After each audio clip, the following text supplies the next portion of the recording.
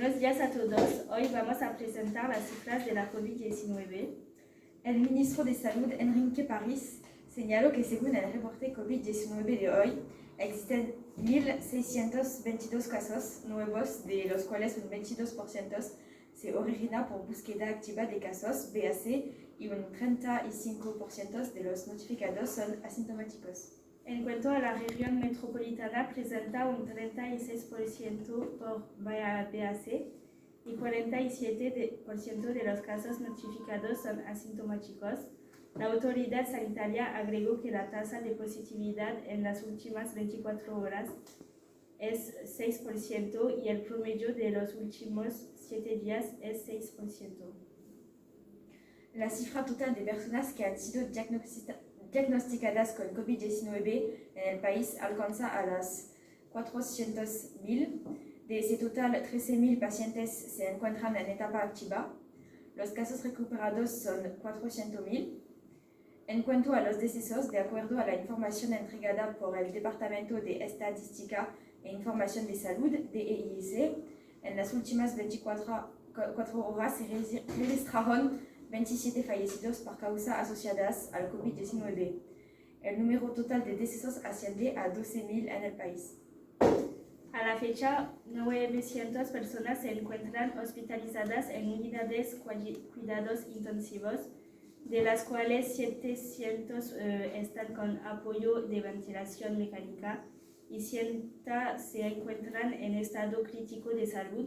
Con relación en la red integrada de salud, existe un total de 500 ventiladores disponibles para el paciente que lo requiera, independiente de la región donde se encuentre.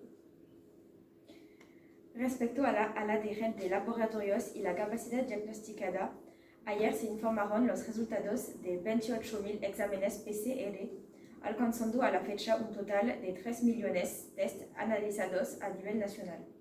El número de residencias sanitarias disponibles es de 100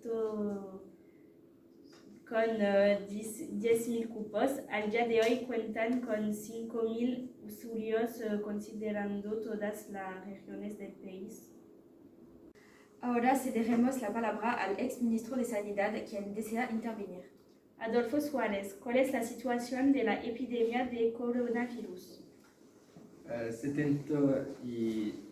176 días nos separan de 31 de diciembre de 2019, cuando se declaró la epidemia de coronavirus en China.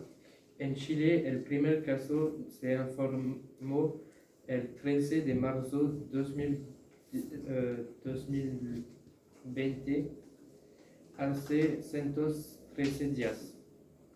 Gracias a los datos recopilados por investigadores de la Universidad Johns Hopkins de Estados Unidos, que enumeran los casos confirmados y las muertes, es posible seguir la evolución de la epidemia en Chile día tras día. Así, el 24 de junio de 2020, existen en Chile 250 casos confirmados. Para 100.000 habitantes, esto representa 1.050 casos en Chile frente a 6 casos en China y 200 en Francia. En cuanto a las muertes, al 24 de junio de 2020 hay 4.000 muertes en Chile. Se trata de 3 nuevas muertes en comparación con el 23 de junio de de 2020. En la misma fecha, este país para el 22 país más afectado del mundo en términos de número de casos y la 40 país más afectado del mundo en términos de número de muertes. Vale, muchas gracias para vuestra intervención. Buena continuación. Ahora el jefe de las manifestaciones contra el COVID-19 va a hablar. Manuel Sánchez, ¿qué piensa del coronavirus? El coronavirus es una crisis que hay en nuestro país desde meses y meses y ha matado muchas personas. Y estoy aquí ahora para denunciar a los gobiernos que no hacen nada para ayudar a la población, y pienso que el aislamiento no sirve a nada porque el coronavirus está en nuestro país mientras que fueron confinados. Las mascarillas no sirven para nadie porque mueren del coronavirus sin o con las mascarillas. Entonces es inútil. ¿Por qué no lo cree? Porque no lo creo, porque en mi familia, en mis amigos, hay personas que mueren del coronavirus y los gobiernos no hacen nada. Los mercados cerrados, las personas que no ganan nunca dinero y necesitan ayuda. Los gobiernos no ayudan a nadie, y estoy aquí para denunciar eso. Vale, muchas gracias. Buena continuación. Ahora vamos a recibir dos medicinos que van a hablar del coronavirus. ¿Están a favor o en contra de los gestos valientes? Hola, me llamo Marcia Negroni, soy médica.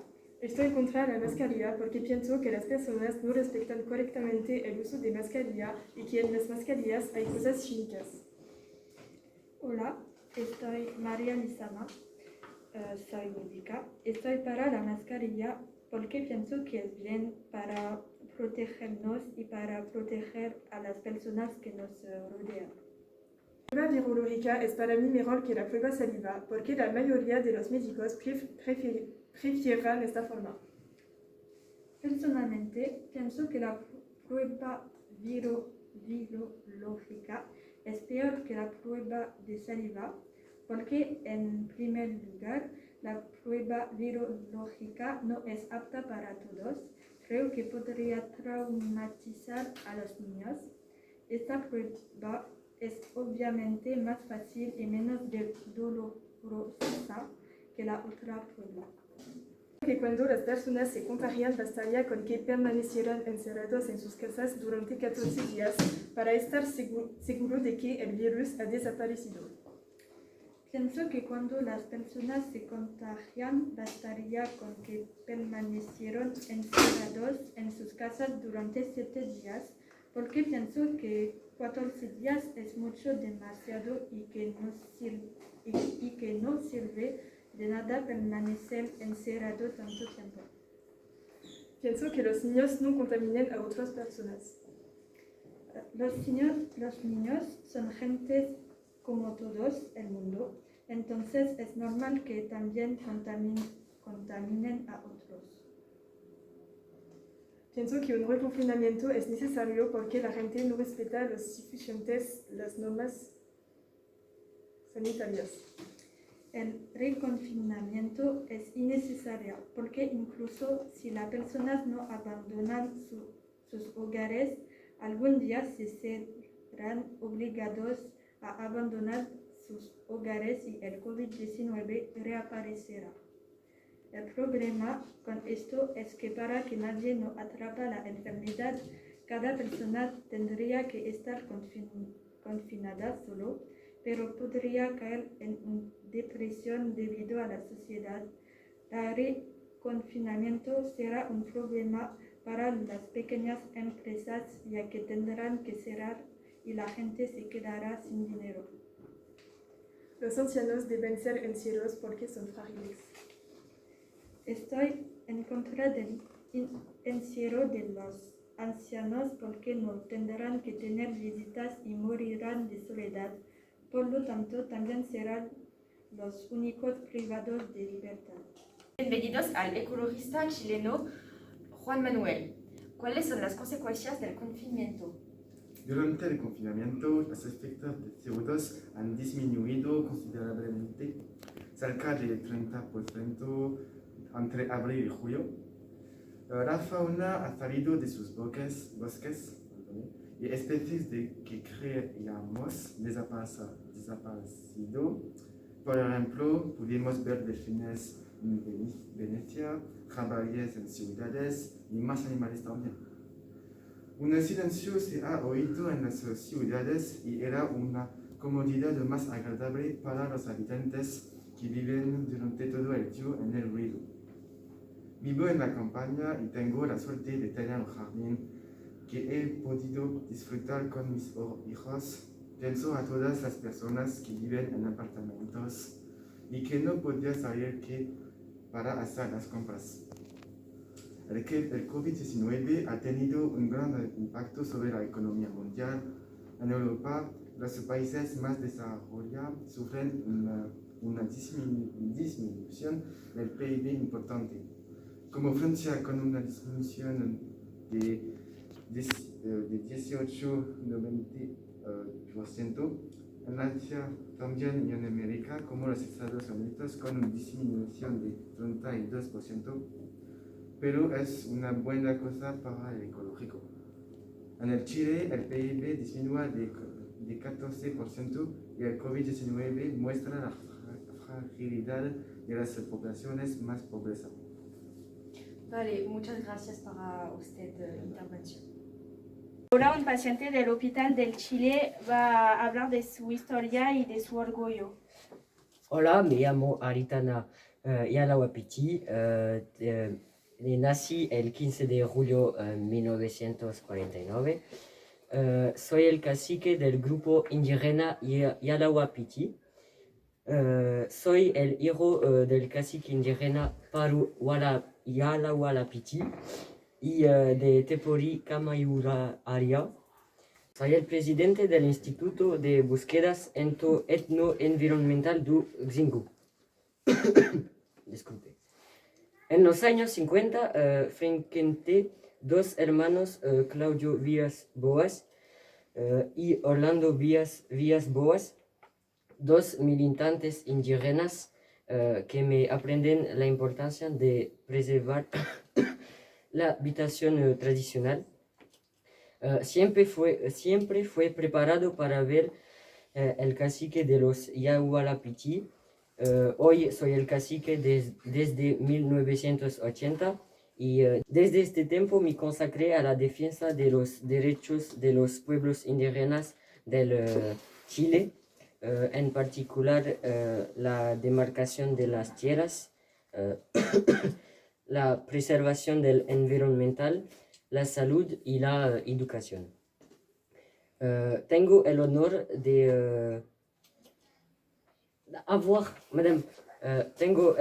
de pasar a la televisión en el documentario Despertar das Amazonas, porque nosotros los indígenas no somos mucho escuchados. ¿Cuál es la situación del pueblo frente al COVID-19? La situación del pueblo es muy preocupante porque no tenemos hospitales para curar todo el pueblo. Entonces, yo quería cambiar eso para salvar mis amigos, mi familia y todo el pueblo, porque es muy importante para mí como cacique. Vale. ¿Y cuáles son los primeros síntomas que ha tenido? Mis primeros síntomas son dolores de cabeza, perdí el sabor de la comida, tuve tos, fiebre y problemas respiratorios. Y por encima de eso tengo una enfermedad muy grave y entonces puedo morir del COVID-19. Vale, muchas gracias por vuestra intervención. Venimos de aprender la muerte del gran cacique. Aritana tenía 65 años. Es un defensor de los derechos de los indígenas y de la preservación de Amazonia. Sufría de hipertensión y a veces fue admitido en una unidad de cuidados intensivos y trasladado en respiratorio artificial en un hospital de Goiânia. Era el responsable de la región del Parque Nacional de Xingu en el Mato Grosso, en el sur de la Amazonia. Su familia ha declarado que fue un gran defensor de la lucha para preservar y perpetuar la cultura de su pueblo para las generaciones futuras y un militante incansable contra la deforestación. La ONG francesa Planeta Amazonia ha declarado es un día negro, un día de luto por la humanidad. Antes de morir, Aritana habrá lanzado una campaña de cosecha de fondos para facilitar el acceso de cuidados. Antes de morir, Aritana había lanzado una campaña de cosecha de fondos para facilitar el acceso de cuidados para los miembros de su comunidad. El COVID-19 tocó los pueblos indígenas porque tienen unos sistemas inmunológicos débiles y tienen un acceso de los cuidados muy complicado. Tuvo 22.000 contagiados y 60 muertos declarados por la Asociación de los Pueblos Indígenas de Brasil. El presidente de Brasil de no haber hecho nada para proteger a los pueblos indígenas de la pandemia. Aquí María Carmen del Pilar en directo de los estudios TV de Eliseo. Gracias de nos haber escuchado y pasen un buen día.